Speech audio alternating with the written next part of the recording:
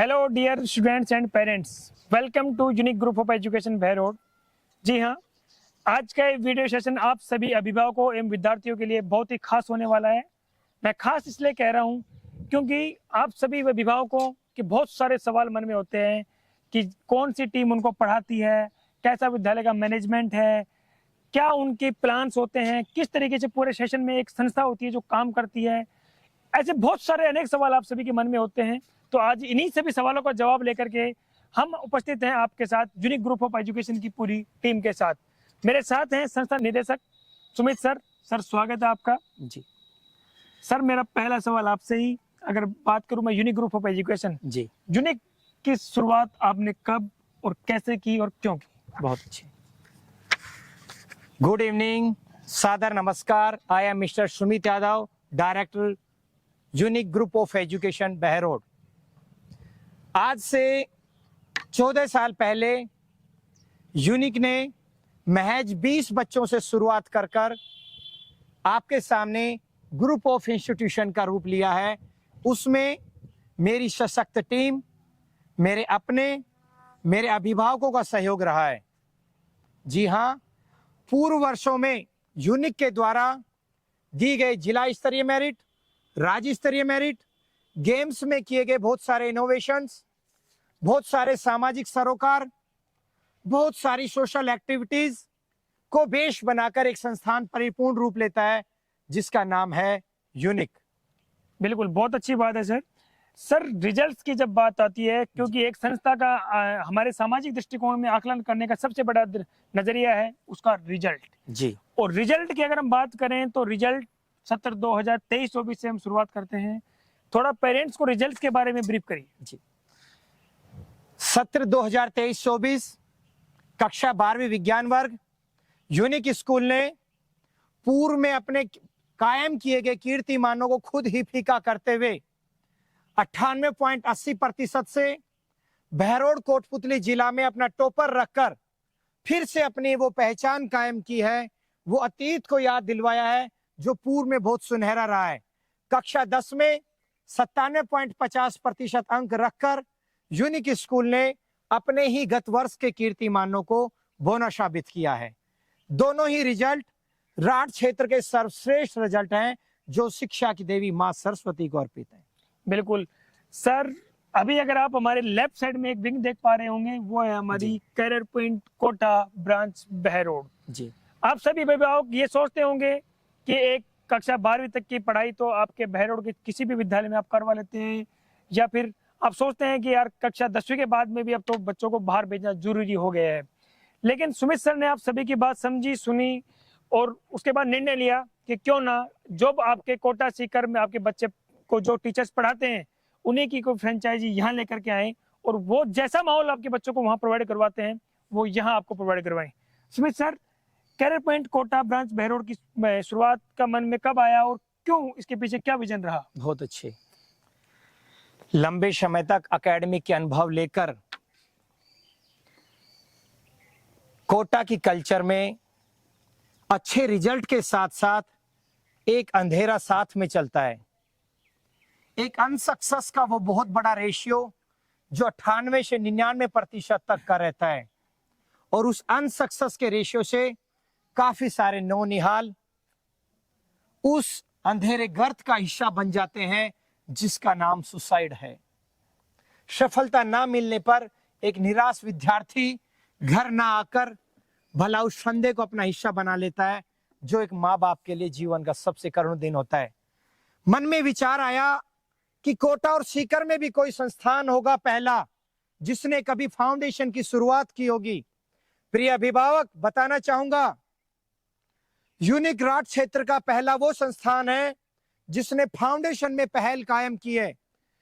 पिछले 31 सालों से चल रहे कोटा के कोचिंग की फ्रेंचाइजी लेकर हमने उस नाम को साकार रूप दिया है जिसमें कोटा से मैनेजमेंट, कोटा से रेस्पेक्टेड टीचर्स, कोटा से मॉड्यूल्स, कोटा से क्वेश्चन पेपर, कोटा से video links, everything is from Kota. सब कुछ कोटा से। जब पढ़ना ही मेरे बच्चे को है, चाहे वो बहरोड हो, चाहे कोटा हो, चाहे सीकर हो, सरजमी कोई भी हो सकती है, उसको क्वालिटी देने वाला चाहिए। बिल्कुल, बहुत अच्छी बात है सर। अभी मेरा सवालों की सिलसिला में मैं हमारे जो फैकल्टी मेंबर्स हैं उनके पास लेके चलता हूं। और मेरा पहला सवाल Dhananjay Dixit sir, DJ sir, आपसे रहेगा। और मेरा सवाल आपसे ये रहेगा कि आजकल जो पेरेंट्स ये सोचते हैं कि हमारे बच्चे को हम कोटा सीकर ही वो पहले प्राथमिकता बना लेते हैं कि हमारे बच्चे को हम कोटा सीकर ही भेजें। Career point Kota branch Behror में ऐसी क्या विशेषताएं हैं कि एक अभिभावक अपने बच्चे का एडमिशन आपके यहाँ करवाए? जी, बहुत अच्छा सवाल है सर आपका। मैं ये बताना चाहूँगा कि जब बच्चा कोटा और सीकर जा रहा है, जयपुर जा रहा है, दिल्ली जा रहा है, तो वहाँ पे तैयारी करता है। लेकिन वहाँ पे अगर हम बात करें ओवरऑल रिजल्ट्स की, तो सक्सेस रेशियो बहुत कम है वहाँ पे। ठीक है, हर इंस्टीट्यूट से रिजल्ट आता है, नो डाउट, सब वहाँ पे अपने रिजल्ट देते हैं, लेकिन वहाँ पे हमें एक भीड़ देखने को मिलती है, जहाँ से अगर आप रिजल्ट का रेशियो देखोगे तो रिजल्ट का रेशियो इतना अच्छा नहीं रहता है। लेकिन अगर हम बात करें हमारे कैरियर पॉइंट ब्रांच बहरोड की, तो यहाँ पे जो हमारे नंबर ऑफ स्टूडेंट्स का रेशियो है वो एक इसी तरीके से रखा जाता है कि एक टीचर उन पे अच्छे से पूरी तरीके से कमांड कर सके, उनके साथ में इंटरेक्शन कर सके और उसी तरीके से बच्चे की प्रिपरेशन करा सके। क्योंकि हमने देखा है कि जब तक बच्चा एक अच्छे एनवायरनमेंट में नहीं रहेगा, अच्छे कल्चर में अगर वो नहीं पढ़ेगा, तो वो रिजल्ट्स नहीं आएंगे। इसी के लिए जैसा कि हमें मालूम है कि कोटा और सीकर में बच्चा जाता तो है पढ़ने के लिए, लेकिन पेरेंट्स का कहीं ना कहीं उससे जो कनेक्शन है वो नहीं बन पाता है।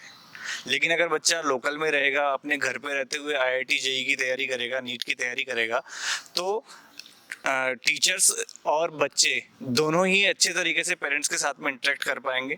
किसी भी तरीके की अगर कोई समस्या रहती है तो टीचर्स के साथ में पेरेंट्स का बहुत अच्छा कम्युनिकेशन बन पाएगा और बच्चे को एक बेहतरीन रिजल्ट्स मिल पाएगा। Thank you DJ sir. मेरा अगला सवाल यूनिक स्कूल के faculty member Dharamveer Shastri sir से रहेगा। और जब स्कूलिंग की बात करते हैं तो सबसे पहले आता है संस्कार। मेरा व्यक्तिगत ऐसा मानना है कि जो बच्चा संस्कारवान है, जो बच्चा डिसिप्लिन है, वो अपने आप ही बहुत कुछ अपने जीवन में कर लेता है।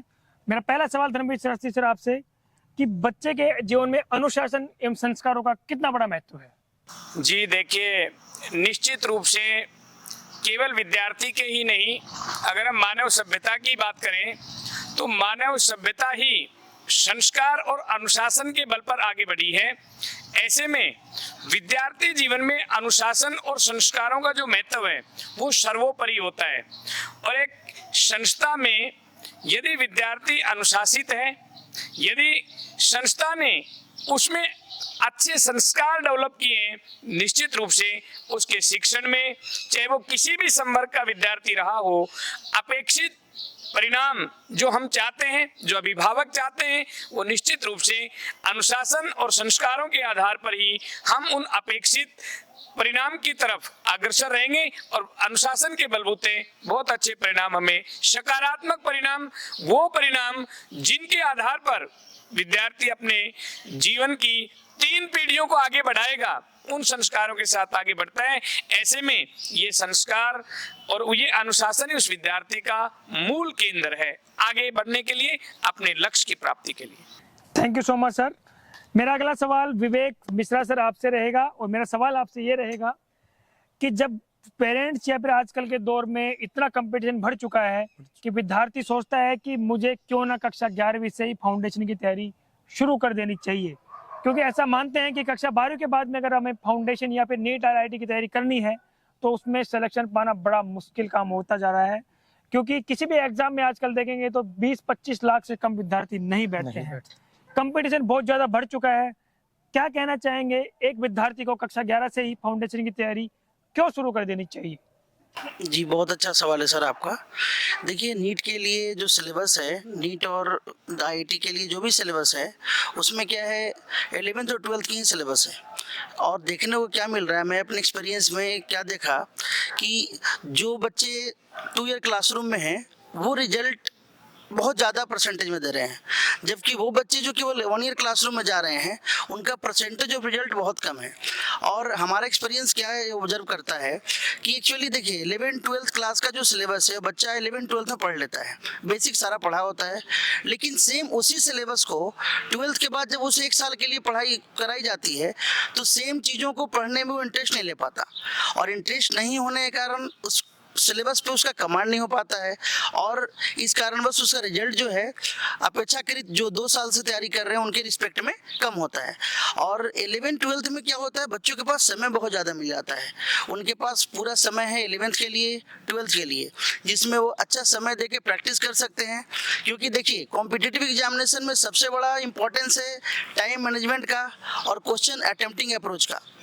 इसके लिए आपको बहुत सारे टेस्ट देने हैं। टेस्ट देने से क्या होता है कि आपका जो टाइम ड्यूरेशन एग्जामिनेशन का उस फिक्स ड्यूरेशन में उस पार्टिकुलर जो क्वेश्चन पेपर आ रहा है उसके क्वेश्चन को आप प्रॉपरली अटेम्प्ट कर सकते हैं। क्योंकि देखिए समय का डिस्ट्रीब्यूशन अगर नहीं किया जाएगा तो इतने सारे क्वेश्चन एक फिक्स समय में 3 घंटे या 3 घंटे 20 मिनट का जो समय मिल रहा है उसमें बना पाना मुश्किल होता है। तो मेनली यहाँ पे मैं जो ऑब्जर्व किया वो होता है समय का। आप किसी भी काम को करते हैं अगर ज़्यादा समय देते हैं तो प्रोडक्टिविटी ज़्यादा आती है, जबकि आप समय कम देते हैं तो प्रोडक्टिविटी कम आती है। बस मुझे समय और जो सिलेबस में इंटरेस्ट का है वही मेन कारण है इसका सर। बहुत अच्छे sir, thank you so much. मेरा अगला सवाल आशा मैम आपसे रहेगा, और मेरा सवाल आपसे ये रहेगा कि प्राइमरी ब्लॉक में जब बच्चा जन्म लेता है तो उसके बाद जब वो पहली बार स्कूल की तरफ जाने का मन करता है तो उसका जिम्मेदारी आपके ऊपर आती है। कहें कि हमारे यूनिक ग्रुप ऑफ एजुकेशन में आप उनको केयर करते हैं, क्या कहना चाहेंगे? पहली बार जब बच्चा स्कूल में आता है तो उसकी केयर आप किस तरीके से करती हैं, किस तरीके से उसको पढ़ाना, क्योंकि छोटे बच्चे के लिए पढ़ाने से ज्यादा इंपॉर्टेंट है उसको स्कूल में रोकना, उसको मन लगाना। कैसा आपका एक्सपीरियंस रहा, क्या कहना चाहेंगे? यस सर, स्कूल में जब बच्चा फर्स्ट टाइम आता है तो हम एज ए मदर उसकी केयर करते हैं सर। एक माँ की तरीके से उसे संभाला जाता है, उसे प्यार से उसके साथ एक माँ की तरह खेलना, उसे खिलाना, उसे सिखाना। जैसे माँ घर में एक बच्चे की केयर करती है वैसे ही हम स्कूल में उस बच्चे को रोकने का प्रयास करते हैं। उसके साथ खेल कर, उसके खाने पीने की चीज़ों का ध्यान रख करके, उसे अदर एक्टिविटीज़ में बिजी रख के सर हम उसे अपने यहाँ पर रोकने की पूरी कोशिश करते हैं। Thank you so much ma'am. Sumit sir, मेरा अगला सवाल फिर से आपसे रहेगा, और मेरा सवाल आपसे रहेगा कि एक पेरेंट्स बहुत बार माइंड मेकिंग करता है, कई जगह बात करता है कि यार पढ़ाई तो सब जगह की होती है, एनसीईआरटी सिलेबस है जी, सभी विद्यालय एक जैसे होते हैं जी, तो why parents choose unique group of education Behror? भाई गुड। आज से 1 दशक पहले जब किसी अभिभावक का बच्चा 80 और 80+ % रखता था तो सबसे पहले वो उस समय में नाम चलता था कुछ हद तक झुंझुनू और सीकर। एकेडमिक के लिए हर माँ बाप अपने बच्चे को सीकर और झुंझुनू की राह दिखाता था। यूनिक संस्थान ने पहले ही साल डिस्ट्रिक्ट मेरिट रखकर उस सीकर और झुंझुनू की तरफ जाने वाली पहल को कुछ हद तक रोका। नेक्स्ट ईयर फिर से डिस्ट्रिक्ट मेरिट, फिर स्टेट मेरिट के साथ हमारा कारवां बढ़ता गया, और यूनिक ने काफी हद तक साइंस में अपनी एक अलग और अनूठी पहचान कायम कर क्षेत्र के उस युवा को वो सभी क्वालिटियां, वो सभी एकेडमिक क्वालिटियां दी जहां यूनिक ने अपनी अलग पहचान कायम की। नियर 500+ स्टूडेंट्स यूनिक संस्थान में गवर्नमेंट टीचर्स, लेक्चरर्स, प्रिंसिपल्स और डिफरेंट एजुकेशनल डिपार्टमेंट्स के पर्सन के पढ़ते हैं। ये शब्द साबित करते हैं कि यूनिक क्षेत्र का एक सर्वश्रेष्ठ संस्थान है। बिल्कुल, बहुत अच्छी बात है सर। मेरा अगला सवाल संजय स्वामी सर आपसे रहेगा, और मेरा सवाल आपसे ये रहेगा कि 11th और 12th एक विद्यार्थी के जीवन की दिशा और दशा दोनों ही तय करती है। वो सोचता है कि कक्षा 11वीं और 12वीं में मुझे अपने सब्जेक्ट के चयन को लेकर के बड़े असमंजस की स्थिति में रहता है, और ये सोचता है कि मुझे वो सब्जेक्ट लेकर के उसकी पढ़ाई करनी है। लेकिन वो सवाल पढ़ाई जब करता है तो उस विद्यार्थी के सामने किस किस प्रकार की समस्याएं आती हैं, और आती हैं तो जब आपके पास वो लेकर के आते हैं कैसे आप उनका सॉल्यूशन करते हैं, और 11वीं और 12वीं कक्षा में पढ़ने वाले विद्यार्थियों के लिए आपके क्या सुझाव है? गुड इवनिंग सर, काफ़ी अच्छा क्वेश्चन सर आपने पूछा है। My self Sanjay Kumar, senior biology faculty of Unique Group of Education, Bhairod. I have vast experience of teaching biology more than 17 years of experience of teaching. 17 years experience के होने के कारण मैं सभी गार्जियंस को ये कहना चाहूँगा कि अक्सर कुछ बच्चे ऐसे होते हैं जो प्रॉपर काउंसलिंग नहीं होने के कारण वो या तो बायोलॉजी में एंटर कर जाते हैं या फिर मैथमेटिक्स के साथ आगे बढ़ते हैं। शुरुआती दौर में जब वो सब्जेक्ट पढ़ते हैं बायोलॉजी, तो अगर इंटरेस्ट नहीं है, अगर बच्चे के इंटरेस्ट नहीं है तो वो बच्चा अच्छा अपना इंटरेस्ट शो नहीं कर पाता है, अच्छा स्कोरिंग नहीं कर पाता है। ऐसे केसेस में बहुत बड़ा रोल होता है टीचर्स का कि टीचर्स उस बच्चे के अंदर इंटरेस्ट क्रिएट करे, और इंटरेस्ट क्रिएट करने में टीचर्स का बहुत बड़ा रोल होता है अपने मेथड्स के थ्रू, अपने डायग्राम बेस्ड क्वेश्चन के थ्रू वो बच्चे के अंदर इंटरेस्ट क्रिएट करता है। और अगर इंटरेस्ट क्रिएट होता है तो बच्चा बहुत अच्छा स्कोरिंग कर सकता है और अपना जो भी उसने एम टारगेट अचीव किया है, टारगेट जो उसने माइंड के अंदर सेटअप किया है, उसको वो अचीव कर सकता है। ऐसे में हमारे यहाँ पर जैसे ही किसी टॉपिक को पढ़ाया जाता है तो टॉपिक पढ़ाने के बाद हम उस टॉपिक के रिगार्डिंग टेस्ट ऑर्गेनाइज करते हैं ताकि बच्चे का प्रॉपर इवैल्यूएशन हो सके। साथ ही साथ हम DPPs डेली प्रैक्टिस प्रॉब्लम जो सीट है वो प्रोवाइड कराते हैं ताकि बच्चे का टॉपिक के रिगार्डिंग अच्छी कमांड हो सके। तो मैं सभी गार्जियंस को ये कहना चाहूँगा कि अपनी प्रॉपर काउंसलिंग टीचर्स के थ्रू करवाएं और बच्चे के इंटरेस्ट के बेसिस पर सब्जेक्ट को लेकर आगे बढ़ें। Thank you sir. Good. Thank you so much sir, बहुत अच्छा जवाब आपने दिया विद्यार्थियों के लिए। मेरा अगला सवाल योगेश्वर सर आपसे रहेगा, और आप एक सीनियर मैथ फैकल्टी हैं यूनिक ग्रुप ऑफ एजुकेशन में। एक विद्यार्थी के लिए IIT में अगर बात करें या फिर NDA में बात करें तो मैथ का बड़ा रोल होता है, क्या कहना चाहेंगे आपके एक्सपीरियंस से? बिल्कुल सर, इसके अंदर अगर मेनली देखा जाए तो दोनों ही सब्जेक्ट, दोनों ही जो आपके एग्जाम होंगे, जेई एग्जाम हो या NDA का एग्जाम हो, उसमें मेन कोर सब्जेक्ट आपका मैथमेटिक्स ही रहेगा। एंड मैथमेटिक्स के अंदर आपका सेल्फ कॉन्फिडेंस जो होना चाहिए वो इतना होना चाहिए कि बच्चा एक सब्जेक्ट से भी ये सोच सके कि मैं NDA क्वालिफाई कर पाऊंगा। क्योंकि अगर मेनली अगर हम लोग NDA की बात करें तो NDA में मैथ्स के अलावा साइंस का सिर्फ 10th लेवल का फोकस रहता है। एंड 10th लेवल के फोकस के बेस पे बच्चा सिर्फ मैथ्स और अपनी जीके जिस पे वो वर्क करता है और NDA क्वालिफाई करता है। एंड बात रही हमारे जेई की, जेई के अंदर तो अभी लेटेस्ट जो हमारे एग्जाम्स चल रहे हैं उसके अंदर जेई ने हम लोगों को काफी अच्छे ऑप्शंस दिए हैं कि अगर बाय लक हमारा एक एग्जाम अच्छा नहीं हो पा रहा है जो जनवरी का अटेम्प्ट है, तो हम लोग उसी अटेम्प्ट को अप्रैल के अंदर अच्छा कर सकते हैं। ये चॉइस पहले नहीं होती थी, अभी ये चॉइस एंड जेई ने अब जो स्टार्ट किया है ये एक अच्छा स्टार्टअप किया हुआ है। 5 से 7 साल पहले सिंगल एक एग्जाम बेस पे IIT के अंदर एडमिशन होता था, तो उस टाइम के दौरान मान लो किसी भी रीजन से बच्चा एग्जाम नहीं दे पाया या मान लो किसी रीजन से उसकी तबीयत खराब हो गई है, वो लेट पहुंच रहा है, तो उसका पूरा साल खराब होता था। बट अब जनवरी और अप्रैल दो ऑप्शंस ऐसे मिलते हैं कि जिसके दौरान आपका ये इसकी तैयारी कर सकता है। तो मेन कोर सब्जेक्ट तो आपका मैथ्स ही रहेगा, और NDA के लिए तो मेन ही मैथ्स है। जेई के अंदर तो हमारा फिजिक्स एंड केमिस्ट्री का भी इक्वल वेटेज रहेगा। बिल्कुल, बहुत अच्छी बात है सर। सर मेरा अगला सवाल सुमित सर आपसे ही मैं आ जाता हूँ। यूनिक ग्रुप ऑफ एजुकेशन की जब बात आती है तो सामाजिक सरोकारों में आप बहुत बढ़ चढ़ करके हिस्सा लेते हैं। सामाजिक सरोकार में अगर किसी भी अगर भैरव क्षेत्र में अगर 10 कार्यक्रम होते हैं तो उसमें से अगर देखा जाए तो मैक्सिमम में भागीदार यूनिक की होती है। क्या है इसके पीछे का राज, ऐसा क्या करने जा रहे हैं? बहुत अच्छे। देश हमें देता सब कुछ, हम भी तो कुछ देना सीखें की भावना के साथ यूनिक के बढ़ते हुए कदम। यूनिक पद चिन्ह बनाता है, दूसरों के पद चिन्हों पर चलता नहीं है।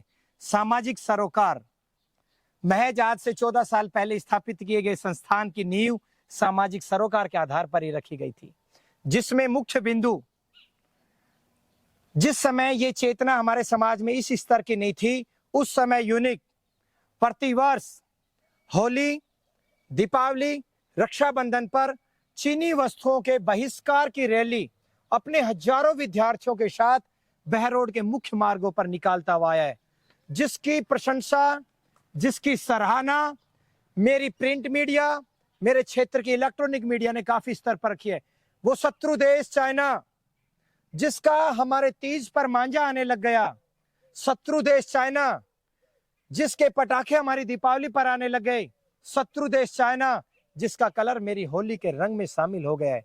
उस केमिकल बेस्ड रंग को हटाने के लिए हर वर्ष अपने हजारों विद्यार्थियों के साथ मैं चीनी वस्तुओं के बहिष्कार की रैली निकालता हुआ आ रहा हूं, ताकि मेरा समाज कुछ प्रेरणा ले सके। दूसरा बिंदु, बढ़ते हुए टेम्परेचर, ओजोन परत के बढ़ते हुए छेद, इतने बढ़ते हुए पोल्यूशन, बढ़ते हुए प्लांट्स को तो हम नहीं कंट्रोल कर सकते, लेकिन ओवर कटिंग ऑफ ट्रीज को हम बहुत अच्छे से कंट्रोल कर सकते हैं। कटते हुए पेड़ों को हम रोक सकते हैं, नए पेड़ लगाने की मुहिम कर सकते हैं। मेरी इलेक्ट्रॉनिक मीडिया, मेरे क्षेत्र का प्रिंट मीडिया इस बात का साक्षी है कि यूनिक पिछले 5 वर्षों से हर वर्ष 900, 1000, 1100, 1200, 1300 तक वृक्ष बनने वाले पौधे अपने नौनिहाल नन्हे मुन्ने स्टूडेंट्स को देता हुआ आ रहा है। सामाजिक सरोकार की भूमिका में मेरे क्षेत्र का होने वाला शहीद, वो मेरा भाई जो जाबाज सिपाही, जो देश की सीमा पर तैनात है, औसत समय निकालकर कभी कभार अपने विद्यार्थियों के साथ जाकर उस शहीद स्मारक स्थल की सफाई करना। क्यों? ताकि इस युवा पीढ़ी को उस शहीद की अहमियत बताकर उसके प्रति ममत्व, अपनत्व, सामाजिक सरोकार के भाव पैदा किए जा सके। Thank you so much sir, बहुत ही शानदार आप ये कार्य कर रहे हैं। मेरा अगला सवाल वेद प्रकाश सर आपसे रहेगा, और मेरा आपसे सवाल ये रहेगा कि 9th और 10th कक्षा में विद्यार्थी आजकल प्री फाउंडेशन भी शुरू हो गया, या फिर अपन कहें कि एक विद्यार्थी के लिए एनसीईआरटी अगर वो कहीं से पढ़ना स्टार्ट करे या फिर शुरुआत करे तो 9th और 10th होता है। क्योंकि ऐसा कहते हैं कि अगर आपने 9th से अच्छी पढ़ाई कर ली, 9th में अच्छी पढ़ाई कर ली, तो 10th में आपको इतनी समस्या नहीं आएंगी। क्या कहना चाहेंगे आपके एक्सपीरियंस से विद्यार्थियों के लिए? सर मैं आपको कहना चाहूँगा कि कई स्कूलों के अंदर क्या हो रहा है कि 9th क्लास नहीं पढ़ाई जा रही है सर, उनको केवल 10th क्लास ही पढ़ाई जाती है। और ये बेसिक क्या हो रहा है कि भाई परसेंटेज देना बच्चों का, तो उन्होंने क्या करते हैं कि जैसे 9th क्लास के अंदर सिलेबस नहीं पढ़ाते, 10th क्लास का ही सिलेबस 9th में पढ़ाते हैं, और 10th में होते हैं तभी 10th क्लास का ही सिलेबस पढ़ाते हैं बच्चों को। इससे क्या होता है कि बच्चों का जो बेस होता है वो कमज़ोर हो जाता है, उनके अंदर एक फील आती है, वो रटन विद्या करते हैं और उससे उनकी हाई परसेंटेज चली जाती है। लेकिन वो बच्चे आगे चलकर बहुत ही, उनको जो कंपटीशन होता है उसमें उसको डिफीट खानी पड़ती है। तो मैं चाहता हूँ कि हर स्कूल के अंदर पहले 9th क्लास पढ़ाई जाए। हमारे स्कूल में ऐसा नहीं है, यूनिक स्कूल के अंदर 9th क्लास के अंदर पूरी तैयारी कराई जाती है। बोर्ड से ज़्यादा 9th क्लास है जो हार्ड है, पर कई स्कूलों के अंदर 9th क्लास नहीं पढ़ाई जाती है। तो 9th क्लास का जो सिलेबस है वो काफ़ी कंपटीशन में आता है, तो हम यहाँ पर बेस करते हैं पहले 9th में तैयार, फिर 10th के अंदर। उसके बाद अच्छी परसेंटेज के लिए बच्चों के शेड्यूल होते हैं, जिनके जैसे पार्ट पढ़ाए जाते हैं, पार्ट पढ़ाने के बाद उनके टेस्ट लिए जाते हैं, टेस्ट लेने के बाद उनकी रिपोर्ट पेरेंट्स को भेजी जाती है, और इससे के कारण से हम अच्छी मेहनत करते हैं सभी अध्यापक, उसके कारण से हमारा रिजल्ट अच्छा रहता है, जो हर साल 10वीं परसेंटेज में बढ़ोतरी आ रही है। Thank you so much sir. मेरा अगला सवाल प्रवीण जी आपसे रहेगा, और मेरा सवाल आपसे ये रहेगा कि आप कैरियर पॉइंट की हमारी सीनियर फैकल्टी हैं, क्योंकि जब पेरेंट्स ये सोचता है, फिर विद्यार्थी सोचता है कि आज के अगर कंपटीशन के युग में मुझे डॉक्टर या फिर इंजीनियर की तरफ ही जाना है, तो क्यों ना मुझे 8th कक्षा से ही प्री फाउंडेशन की तैयारी में शुरू कर दूं।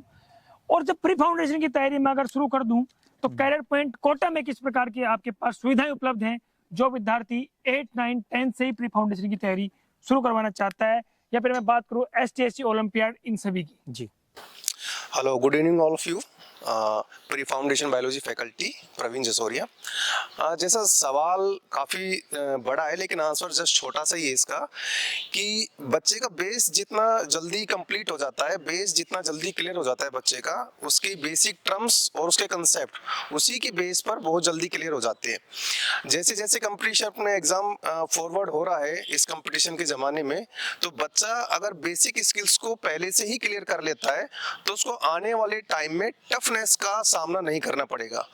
उसके जो बेसिक कंसेप्ट्स हैं 8, 9, 10 प्री फाउंडेशन लेवल पर क्लियर हो जाते हैं, तो इन फ्यूचर वो 11, 12 में नीट, IIT जैसे कंपटीशन को इजीली क्रैक कर सकता है। तो प्री फाउंडेशन का बेसिक है जिसको बच्चे को क्लियर करना बहुत जरूरी होता है। Thank you sir. Thank you so much sir.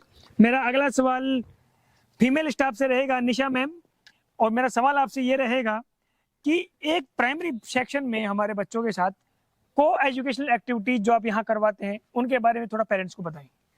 Ji sir, को एक्टिविटी के बारे में बताऊंगी कि बच्चों को हम टीचिंग तो करवाते हैं, लेकिन टीचिंग के साथ साथ में को एक्टिविटी जैसे डांस, सिंगिंग, योगा और मड बाथ, हॉर्स राइडिंग, ये सब चीज़ें टीचिंग के साथ साथ हम बच्चों को सिखा सकते हैं।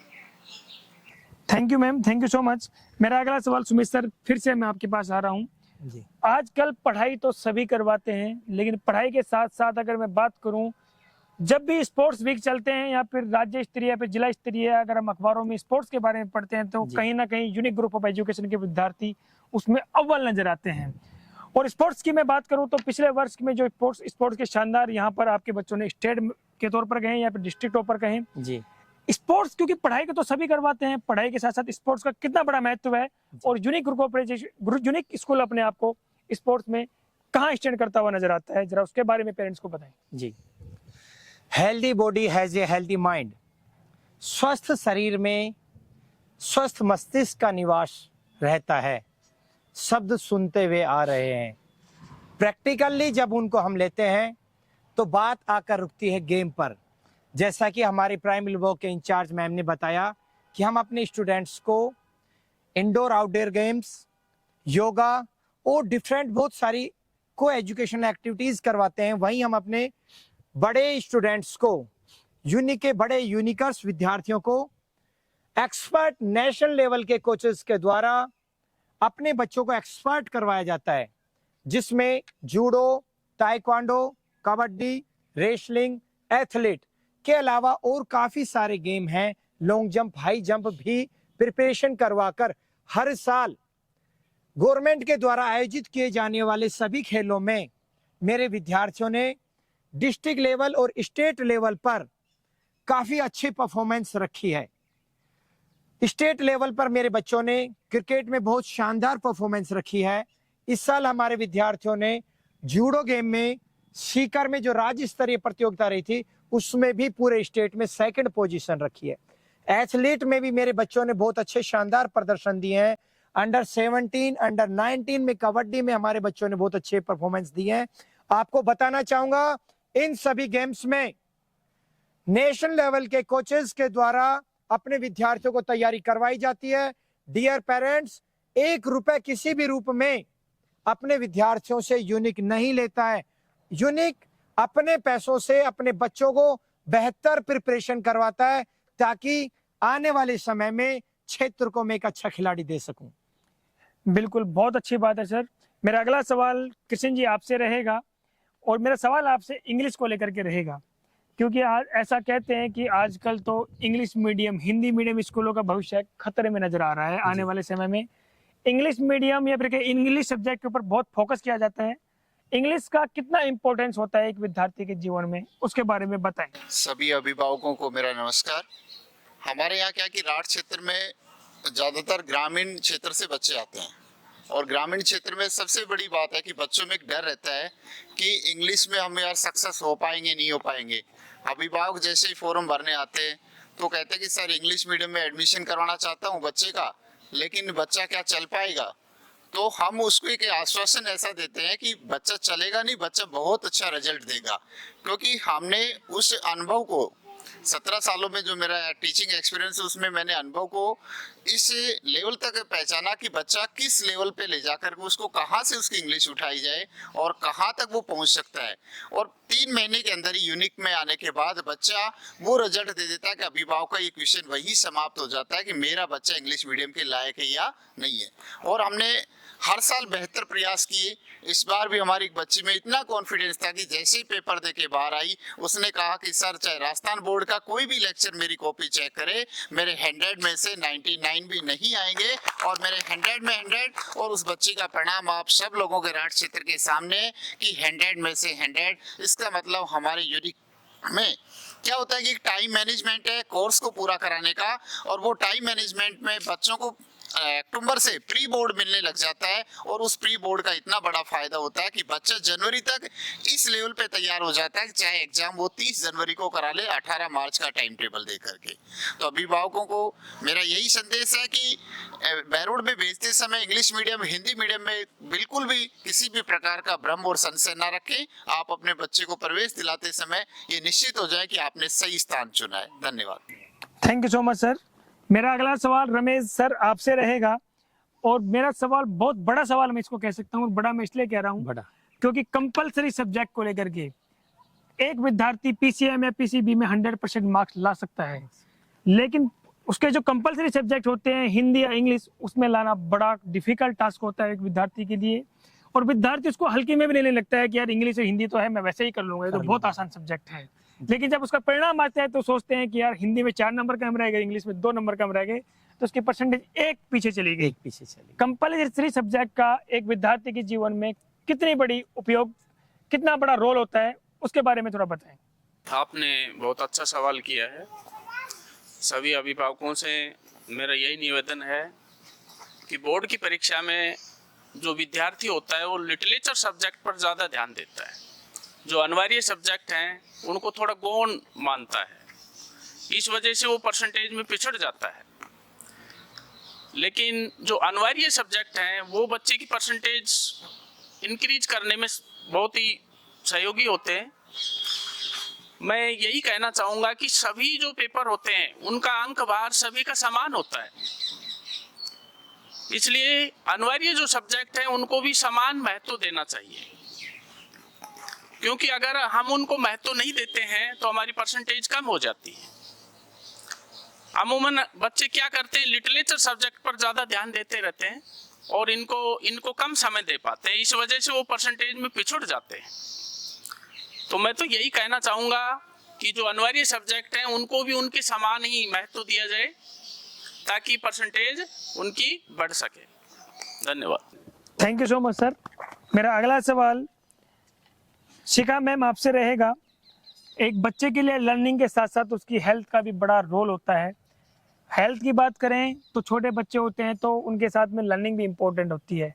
लर्निंग और हेल्थ का आप यूनिक ग्रुप ऑफ एजुकेशन में कैसे कॉम्बिनेशन बिठाते हैं, उसके बारे में बताएं। लर्निंग के लिए हम लोग बच्चों को जो भी पढ़ाते हैं उसका वीकली तो टेस्ट लिया जाता है, जिससे वो कितना सीख पा रहा है उसका पता चलता है। अगर उसको कुछ भी चीज़ में कमी है, मार्क्स में कमी आती है, तो उसका रिवीजन उसका करवाया जाता है रेगुलरली। और अगर हेल्थ की बात की जाए तो हेल्थ के लिए यहाँ पे मड बात है जो हमारे हेल्थ के लिए बहुत अच्छा है। उसके अलावा सर एलोवेरा जूस, तुलसी, इनका एक मिक्स जूस अवेलेबल करवाते हैं जो बच्चों की हेल्थ के लिए काफ़ी अच्छी है। Okay, thank you so much ma'am. मेरा अगला सवाल राजेश सर आपसे रहेगा। आप एक एयरफोर्स में फ्लाइंग ऑफिसर रहे हैं। फ्लाइंग ऑफिसर से मेरा मतलब है कि अनुशासन और डिसिप्लिन, जो कहते हैं कि हमारी जो देश की सेवा, देश के लिए हमारे डिफेंस सर्विसेज में जो सेवाएं देते हैं वो अनुशासन से बड़े मुखातिब होते हैं। क्या कहना चाहेंगे, एक विद्यार्थी के जीवन में अनुशासन का कितना बड़ा इम्पोर्टेंट है? किसी भी विद्यार्थी के जीवन में अनुशासन का बड़ा महत्व होता है। जो लोग सुबह जल्दी उठते हैं वहीं से वो जीवन के युद्ध को जीतने के लिए, जीवन रूपी युद्ध को जीतने के लिए वो अपनी अच्छी शुरुआत कर देते हैं। ये इतिहास गवाह है कि जो लोग सुबह जल्दी उठते हैं उनकी सफलता की प्रतिशत हमेशा ही ज़्यादा रही है। और हमारे स्कूल में आने वाले जो विद्यार्थी हैं, आप अनुशासन में उनका अव्वल दर्जे का जगह देखेंगे। आप देखेंगे किस तरह से वो प्रार्थना में उनकी जो परफॉर्मेंस रहती है या उनके बोलने चालने का तरीका रहता है या जो लाइन बनाने का है या पंक्तिबद्ध रूप से उनकी मार्चिंग देखते ही बनती है। निश्चित रूप से हम उस पर बड़ा ध्यान देते हैं। विद्यार्थी बिना खाली पीरियड के या मतलब अनावश्यक रूप से कक्षाओं से बाहर न जाए, इसका विशेष ध्यान रखा जाता है। और निश्चय ही discipline is most important in his life. Thank you so much sir. Sumit sir, मेरा आपसे सेकंड लास्ट सवाल है और मैं चाहूंगा कि ये सवाल का जवाब चाहे वहां जाके भी दे सकते हैं जी, कोई दिक्कत नहीं है। प्राइमरी ब्लॉक, क्योंकि प्राइमरी ब्लॉक का प्ले ग्रुप का अगर हम बात करें, यूनिक ग्रुप ऑफ एजुकेशन ने इसी वर्ष शुरू किया है। जो पेरेंट्स पहली बार अपने बच्चे का दाखिला किसी भी विद्यालय में करवाने वाले हैं, क्या उनके लिए आपके पास स्पेशल मैसेज है? बहुत अच्छा। आज के लाइव सेशन का अंतिम सवाल जो मैं अपनी टीम को साक्षी बनाकर आपके सामने रख रहा हूं, क्षेत्र का एकमात्र संस्थान यूनिक जिसने लीग से हटकर प्ले ग्रुप का सेटअप किया है। जी हां, अलवर जिले के बाद बहरोड कोटपुतली जिले में प्ले का सेटअप जमाने वाला एकमात्र ऐसा संस्थान जिसने आयुर्वेद आधारित दिनचर्या, बाबा स्वामी रामदेव आधारित व्यवस्थाओं को अपने प्राइमरी ब्लॉक का हिस्सा बनाकर एक साकार रूप दिया है, उसका नाम है यूनिक। जी हां, मेरे आगामी शब्द जीवन में आपने कभी नहीं सुने होंगे, इस प्रकार के शब्द यूनिक लेकर चल रहा है। प्राइमरी ब्लॉक का एक सेटअप जिसमें एक छोटा सा नन्हा निहाल माँ बाप अपने विश्वास के पीछे एक संस्थान को देता है, मैं उसका हेल्थ इश्यू, उसका मेंटल इश्यू, उसके एवरी बॉडी पार्ट फंक्शन, हर चीज को पार्ट देता हुआ यूनिक। ए फॉर एप्पल, मछली जल की रानी है, ट्विंकल ट्विंकल लिटिल स्टार की कल्चर 2 दशक पीछे जा चुकी है, कोई पूछने वाला नहीं है उसको। आज है इनोवेशन, किस रूप में नवाचार कर आपके बच्चे को एक नई पहल दी जा सकती है। जी, जैसा कि हमारे प्राइमरी ब्लॉक से इंचार्ज मैम ने बताया, यूनिक पूरे जिले का एकमात्र वो संस्थान है जो सिर्फ अपने बच्चों को पढ़ाई के साथ साथ उनके हेल्थ इश्यू का ध्यान रखता है। आंवला, एलोवेरा, तुलसी, तीनों के जूस सप्ताह में 2 बार प्रत्येक प्राइमरी ब्लॉक के विद्यार्थियों को दिए जाते हैं ताकि उनका हेल्थ और इम्यून सिस्टम स्ट्रॉन्ग रहे। स्वामी रामदेव जी का कहना है तीनों चीजें आयुर्वेद में अमृत कहलाती हैं, और इसको कौन कितना रूप में बताइए प्रिय अभिभावक, क्या आप नियमित रूप से इन तीनों जूस का सेवन करते हैं? क्या आप अपने बच्चे को नियमित रूप से इन जूस का सेवन करवाते हैं? शायद जवाब आ सकता है ना, लेकिन मैं एकमात्र वो संस्था प्रधान जो अपने प्राइमरी ब्लॉक के बच्चों को नियमित रूप से उनके हेल्थ इश्यू को, मेंटल इश्यू को स्ट्रॉन्ग बनाने के लिए आंवले, एलोवेरा, तुलसी देता हूं। सेकंड स्टेप, जीवन में कभी आपने नहीं सुना होगा, कल्पना नहीं की होगी, आज बढ़ते हुए पोल्यूशन से बच्चों को कई प्रकार की डिजीज होती जा रही हैं, जिसमें है डस्टिंग एलर्जी। कमाल की बात है, जिस मिट्टी में हम खेलकर पल बढ़कर इतने बड़े हुए, उस मिट्टी से हमारे बच्चों को एलर्जी होने लग गई, जिसमें नाक से पानी गिरना, स्किन पर लाल चटके होना, आंख पर लाली आ जाना। हमने पंचकर्म आधारित प्रक्रिया का हिस्सा बनाकर, जो आयुर्वेद का एक मूल है, पंचकर्म आधारित क्रिया में मडबाथ एक प्रक्रिया है, कीचड़ युक्त स्नान, आयुर्वेदिक कीचड़ बनाकर, जिसमें अपने बच्चों को 10 दिन में एक बार गर्दन तक का उनको बाथ टब में रखते हैं, कीचड़ में रखते हैं। यदि आप गूगल पर सर्च करेंगे मड बाथ के, करीब आपको 50 बेनिफिट हर एज ग्रुप के नजर आएंगे, जो मैं अपने प्राइमरी ब्लॉक के बच्चों को दे रहा हूं। वहीं इसी क्रम में तीसरा बिंदु आता है, बढ़ती हुई पाश्चात्य संस्कृति के इफेक्ट में हमारे बच्चों का स्कूल का बैग इतना हैवी हो गया है, जितना मेरा 2nd, 3rd, 4th के बच्चे का बैग का वेट है, उतना ही मेरे बच्चे का बैग बन रहा है। अब मैं बैग का वजन तो नहीं कम कर सकता, मैं बैग का वजन कम नहीं कर सकता, लेकिन अपने बच्चों को इतना स्ट्रॉन्ग बना सकता हूं कि उस वेट को बहुत इजी गोइंग मैनेज कर सके। जी हां, हम अपने बच्चों को इंडोर गेम्स, आउटडोर गेम्स, जिसमें कार्डियो से रिलेटेड समस्त एक्सरसाइज, फिजिकल पार्ट्स, लंग से संबंधित सभी एक्सरसाइज, ओपन जिम का हमने अपने प्राइमरी ब्लॉक के बच्चों के लिए सेटअप जमाया है, जिसमें पैर के नाखून से लेकर सर के चोटी तक हर एक बॉडी पार्ट्स की हमने एक्सरसाइज की थीम ली है। चौथा और अंतिम बिंदु, ऐसा बिंदु जिसकी कल्पना तक कभी किसी अभिभावक, किसी संस्था प्रधान के दिमाग में नहीं आई होगी।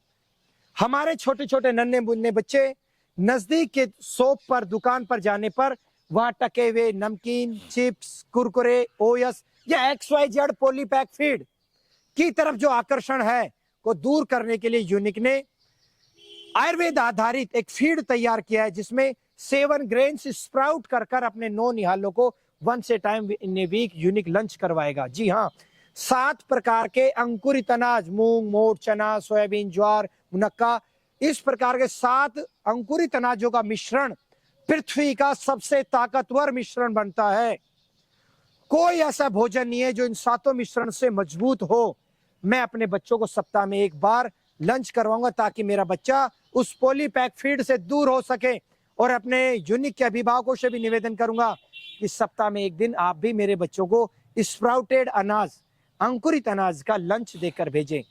मेरे बच्चों को दिए जाने वाला आंवला, एलोवेरा, तुलसी का जूस, मेरे बच्चों को दिया जाने वाला मडबात पंचकर्म आध्यात्मिक क्रिया का एक हिस्सा, मेरे बच्चों को indoor outdoor game activities, open gym का सेटअप, मेरे बच्चों को दिया जाने वाला 7 प्रकार के अंकुरित अनाज का लंच, ये यूनिक को अन्य संस्थानों से अलग बनाएंगे। इसीलिए मैं अपनी हर बात में रखता हूं, यूनिक पद चिन्ह बनाता है, दूसरों के पद चिन्हों पर चलता नहीं है। जय हिंद, जय भारत।